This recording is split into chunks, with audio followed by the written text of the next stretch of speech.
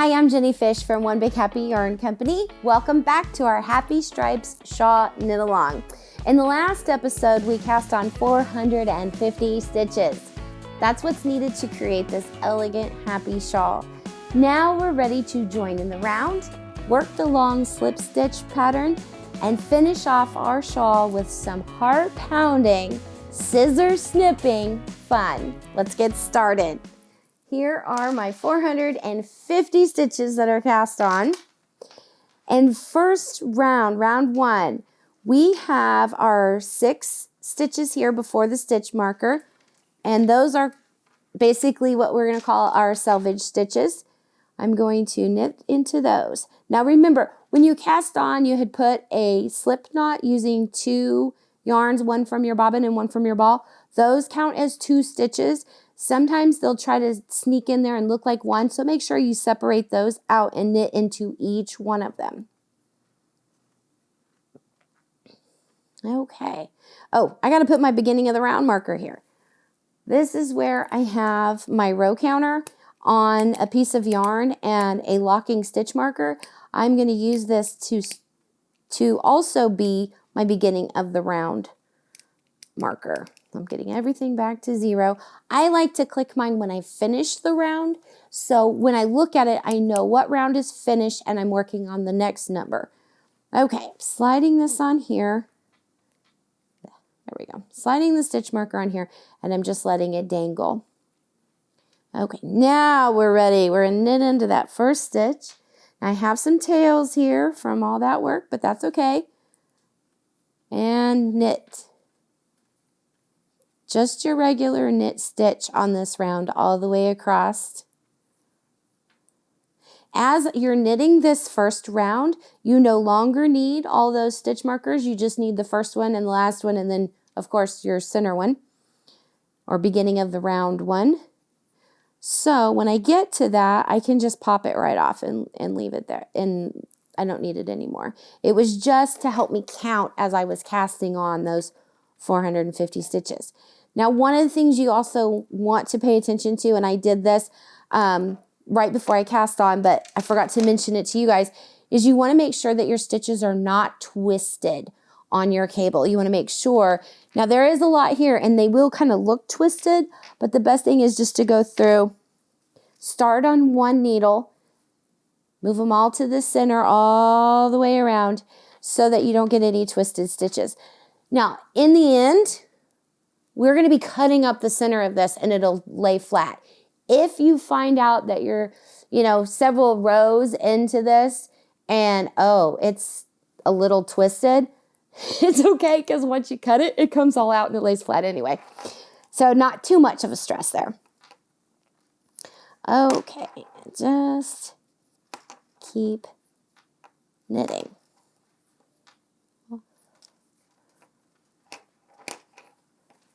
Okay, so once you get round 1 finished, I'll show you what that looks like, and we'll move on to rounds 2, 3, and 4. So now I'm ready to start round 2, and I've gone ahead and switched over to another sample that I was working on earlier, just so we can show you, so I can show you step by step how to do this.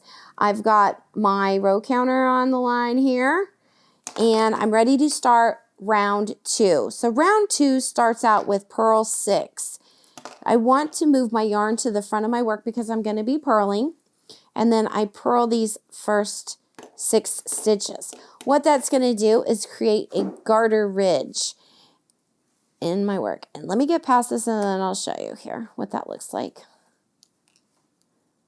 It's a very distinct texture that's different than the slip stitch pattern, so you can tell where your selvage stitches are versus where your texture patterns are. And the great thing about doing this as the first 6 stitches and the last 7 stitches is you get this nice little ridge here whenever you're switching colors. There's no worrying about lining them up or jogs or anything, because this line right here in the middle, when we're done, is going to be cut.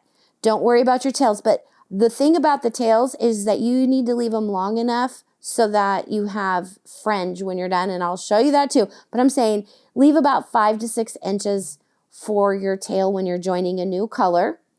The pattern that we're working here, we have a diagram in our pattern so that you can match up to how I did it.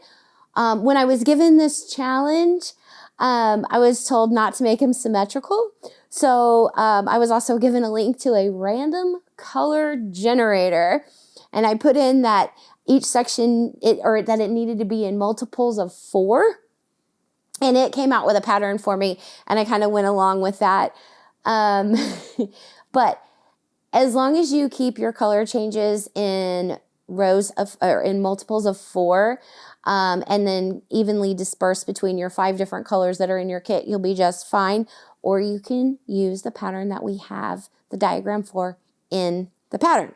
Okay, so how about the color changes?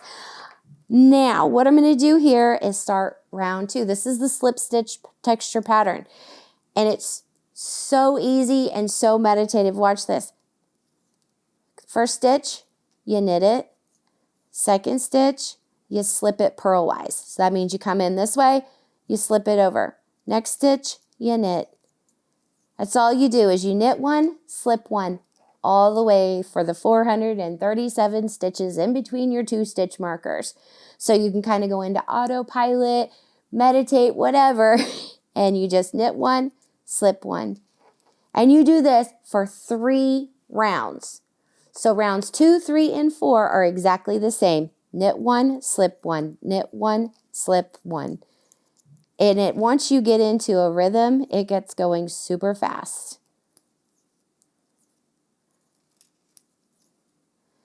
Now, when you're done with that and you're on round 5. Round 5, same thing as round 1. You just knit all the way around. Then you're ready for your second set of kind of the rounds 6 through 8. 6, 7, and 8. The only thing difference is instead of knitting that first stitch after the stitch marker, you slip it and then you knit. So then it's slip, knit, all the way across. You do that for 3 rounds. That is it. That is your texture pattern. And it makes this wonderful woven looking, almost lacy pattern here in our work. Now this is before it's blocked. Once it's blocked, it opens up a little bit more.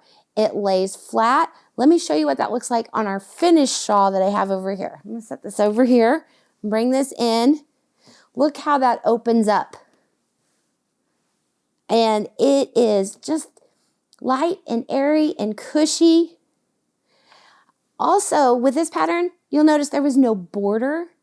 And I didn't start off with anything. I mean, I just did my long tail cast on and dove straight into the pattern. Once you have repeated and you've gotten to the end, and then you just bind off, you cast off, and I'll show you how that's done. So once you've finished your pattern, follow the instructions, and you're ready to bind off, let me go over that with you real quick. Thing you got to remember here is keep it loose. So I'm going to pick up this color here. I knit 1, knit 2. There we go. And then lift the first one up and over.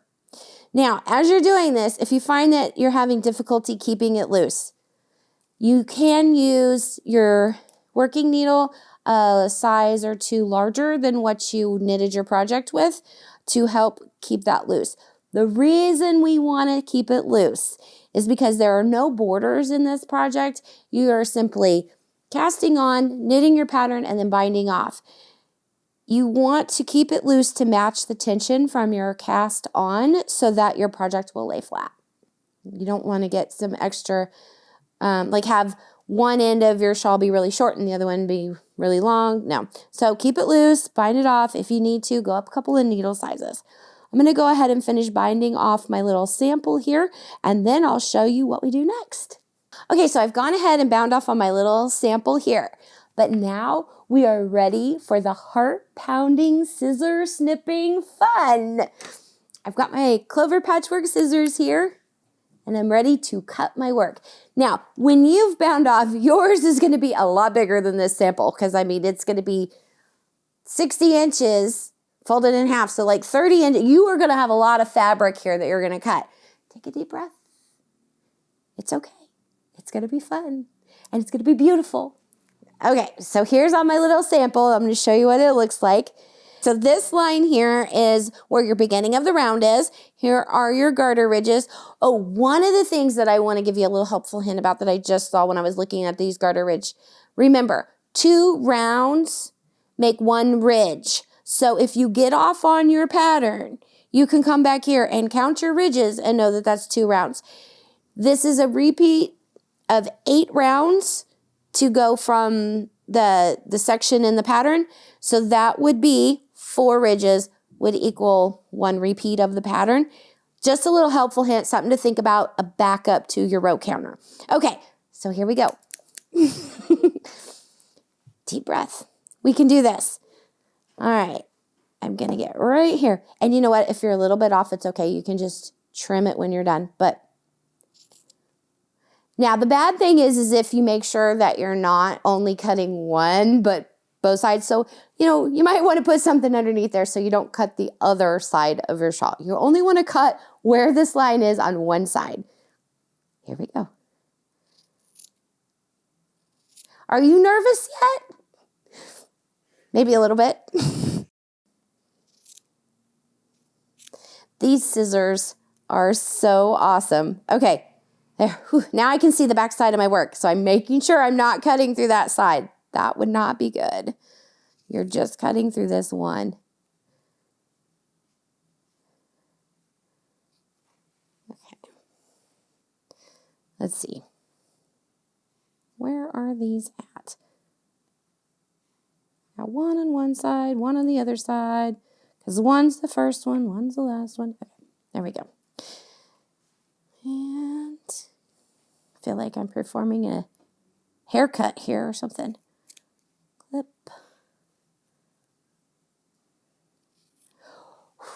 Keep breathing. It'll be okay. Ah, all right, almost done. There we go. All right. Now, like I said, yours is going to be 60 inches long. Mine is just a little sample, but this is what it'll look like. Now that I've cut that, there we go. Now, what are we going to do about these ends? They're cut. They'll come undone. We want them to come undone, and I'll show you why. This is how we're going to get the fringe on the end. It's these extra selvage stitches that we made. We're going to unknit them and tie them in a little knot so that we have the fringe. So I've got just this double pointed needle here, just kind of hold on to it. And let's start right here. So what we're going to do is unknit or tink back or whatever term you want to use, frog, whatever. We're going to take these stitches out till we get to the right here where you can see our slip stitch pattern start, our long slip stitch pattern. Okay, so I'm going to pull that to there. I'm going to come get this one right here. So I'm just using this double pointed needle. You could use a tapestry needle, whatever it works, just to get that. Pull that out to there. And on this one right here, because this was my cast on, what I want to do is go ahead and slide this one first through right here, because that is an open loop, and I just want to secure that. The rest of these are intertwined together, so they're not going to unravel, but that first one right there, I want to slip it through there just to kind of secure it. Okay. Now, let's continue pulling these out. And what I did is I grouped them by 10. So let's see, I've got 3 there, 4, 5, 6, 7, 8, 9. And see, the reason why I have 9 in this blue section is because one of those is from my cast on. 8 of them are from my repeat of my pattern. 10. Okay. All right, so I've got all of these. Kind of go through there. They're all still secured in there. Unraveled. And then I'm just simply going to tie a knot in it and push that knot towards my fabric to hold those in. So this is just a regular old overhand knot. And I keep it kind of loose and then adjust from here. So I can move it forward, pull my strands out here, and get it as close to my work as possible. Then go on to the next section. And if you need to tighten these up afterwards, main portion is just to hold those in place out of the way for right now. I can come back and adjust if I need to when I'm done. And again, 1, 2, 3, 4, 5, 6, 7, 8, 9, 10.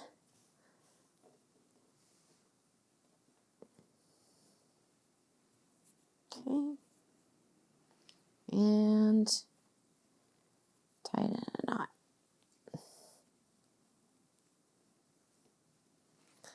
And cinch it up close to your work. Like that. There you go. You'll continue doing that all the way down this side and that side, and then you're ready to block. Okay, so let's talk about blocking. For me, for this, I wet blocked it, but I realized after I did that I really didn't need to. That you could use a spray bottle or a steamer. Lay this out flat. This is 100% Peruvian Highland wool. It blocks out fantastic, but you have to keep in mind, this will felt if you put it in the washing machine or if you have too much agitation. So be very delicate with this. Be very gentle with it. It's delicate. Okay, for the fringe, I really want to go into the fringe on this because I was so proud of myself. I came up with an idea to get the fringe straight because I called Sarah, who's our buddy here, and I'm like, I can't get the fringe straight. And she's like, well, you need to put some kind of weight on it. And she kind of gave me some ideas. And I got home and I was like, what am I going to do? So I put it on the edge of my table and I took those little binder clips, those little tiny bulldog clips, and the little tiny ones. And I put them on the edge. And then I took my steamer. So I let just the weight of the binder clip hold the fringe down. And then I steamed it, let it dry, kind of combed it out a little bit. And I really liked the way that turned out. But it looked even better once I went and evened up all of my strands to match. Got those little ends off there, got fresh ends on both sides. And so that was fun. It was kind of a science experiment, but I did like the way that turned out. So just remember when you're blocking this, be gentle. So once you have all that done, you are ready to show off your Happy Stripes shawl. Thank you for joining me for this knit along. I hope you've enjoyed the adventure of this technique. I found it a refreshing change. Honestly, I enjoyed working the 450 stitches. It was meditative and relaxing, and I would get into a nice rhythm and just keep going. Remember, you can get the kit with the yarn and the pattern at onebighappy.com. Be sure to hit the subscribe button below and click the bell to be notified every time we have a new video. Happy knitting!